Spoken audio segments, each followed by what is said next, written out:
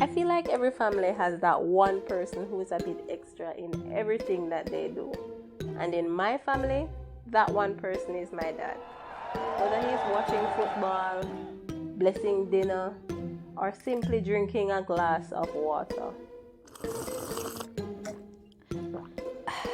My dad possesses a natural talent that enables him to go overboard, even in moments when he's specifically been threatened not to go overboard. It's just who he is. And don't get me wrong, I love him for it. It's one of his unique traits that make him my dad.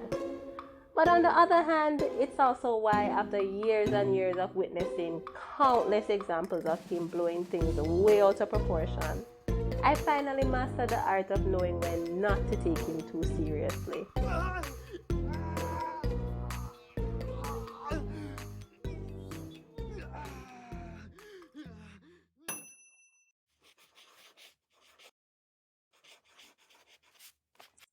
Now, I'd be lying if I said I was always a guru at detecting whether or not my dad's exaggerating. That came with years of practice. In fact, I've fallen prey to my dad's extraness more times than I'd like to admit. But in my defense though, Daddy does not play fair. Cause you see, he's a carpenter, right? So he works with some pretty dangerous power tools. I'm talking metal tables with built-in chainsaws and chisels that you can use to do minor surgeries and drills with big broad tips that go vroom. So when someone working with this kind of stuff says something like Lord Jesus Christ, the whole of me and chop off, you tend to want to take them seriously. But after 5 hands or so, I began to catch on. And as a general rule, if I wasn't sure, I just use my mom's facial expression to gauge the situation. If she's all calm and chill, then chances are it's just Dad being Dad. It's not a foolproof method though, cause somehow Dad still manages to catch me, my mom, and even himself off guard with his shenanigans sometimes. And I know by now you're thinking, how is that possible? How can someone's own extraness catch them off guard? Well, it happened like this. A few years ago, while I was still an intern, I was heading out to the gym one evening when my phone started to ring. It was my dad. Your praises, my daughter. You alright? Yeah, man, Daddy, me there, no. I'm just heading out to the gym. Is everything okay with you? In short, it wasn't. He starts telling me that he wasn't eating responsibly for a few months, and as a natural consequence, he put on a few pounds. He was uncomfortable with how he looked and wanted to go back to looking like a younger, fitter version of himself. Which for me was really kind of hard to imagine because for as long as I could remember, my dad's physique was closer to Santa Claus than this fit person he seemed to be imagining. But this was my dad, and he needed my help. So, being the good daughter that I am, I whipped out my tablet and I sent him a few workout videos I found on YouTube that he could use at home, along with some dieting tips and an app that could help him reach his weight loss goals. I know, daughter of the year, right? But who's keeping score? Anyhow, little did I know that it was at that moment that my dad decided that his days as Mr. Billy, the humble carpenter, were over. He was now a man on a mission to attain his dream body. A man of unwavering determination, skill. He was now Bill the Fit Boss. And he would stop at nothing to get his body back in shape.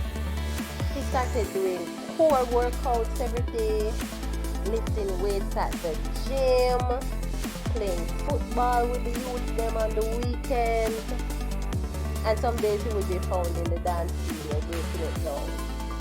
That became like a star in one of those kung fu movies that he loves.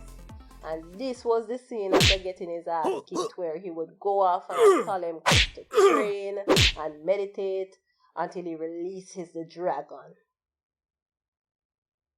But by now I know you're wondering, what went wrong? It was a Saturday afternoon, and I was on my way from work when I decided to stop by my parents' house to drop off some stuff. But when I got there, my mom was cooking this huge pot of thick, spicy, succulent red pea soup, which I knew my poor parents could never finish on their own. So being the good daughter that I am, I had no choice but to linger, making small talk about detergents and the weather.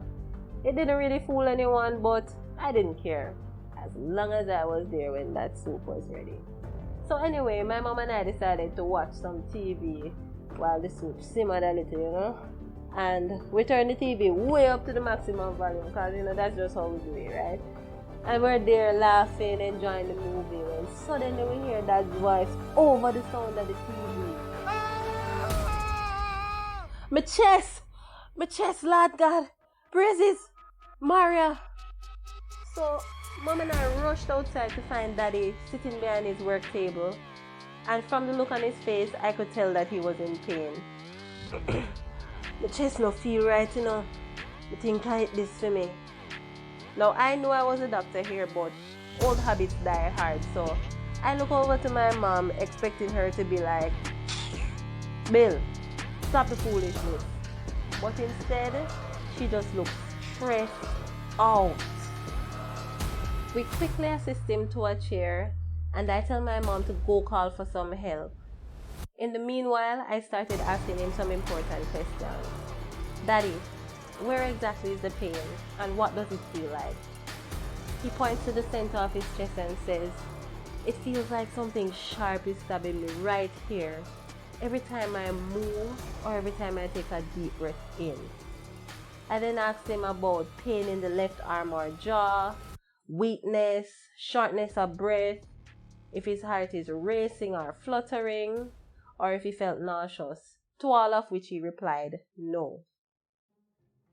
Now, his answers to those questions had me a bit less suspicious that it was a heart attack, but I was still vigilant, because not all heart attacks manifest themselves in the same way, especially in persons with conditions like diabetes, for example. Now, this condition can affect the nervous system in such a way that you can literally be having a heart attack and not feel a shred of chest pain. This usually happens because the nerves responsible for letting you feel that pain aren't working properly. I then proceeded to do a quick check of his vital signs, which showed that his blood pressure, pulse rate, and oxygen level were normal.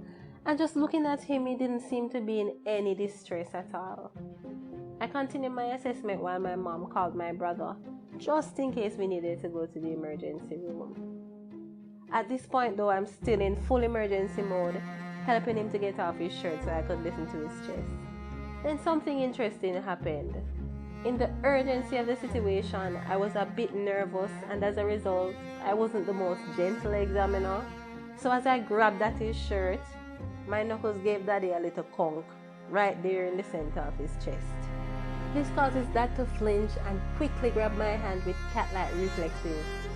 And just then, a huge light bulb came on over my head. I was almost 100% certain I now knew exactly what was happening to him. We weren't dealing with a problem inside his chest cavity, but rather in the chest wall itself.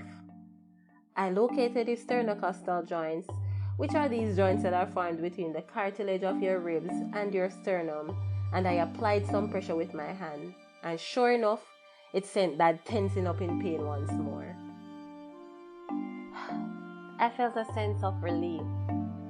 When I eventually listened to his heart and lungs, everything seemed normal. Dad had a case of what's called costochondritis. Now this happens when one or more of the joints we spoke about earlier becomes inflamed. Now I know you've heard of inflammation before, but what is it really? Now I could do a whole video on inflammation because I believe it is present in most, if not all, diseases known to man. But to put it in the simplest way possible, inflammation is how your body uses your immune system to react to any stimulus that it considers harmful. This could be physical, like heat, for example, biological, like viral or bacterial infections, or even metabolic, like high levels of blood sugar, for example.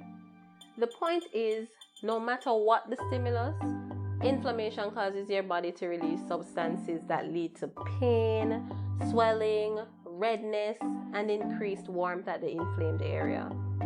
In the case of costochondritis, the stimulus is usually repetitive trauma to the joint, as may occur during repetitive coughing or, in Daddy's case, strenuous exercise. Needless to say, Dad had taken things a little too far with the exercises I sent him. Over the course of about 2 weeks, Dad had pushed his not so young body to a level of physical activity that it hadn't encountered in about 15-20 years.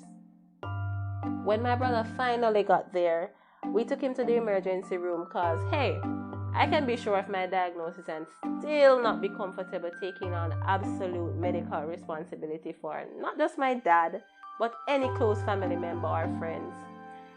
You hear me, family? I am not the one. Get yourself an unbiased, unrelated doctor who will tell you like it is. Anyway, he had an ECG and some blood work done, which were thankfully all normal. And at the end of the day, after examining him, the doctors at the ER arrived at the same conclusion that I did.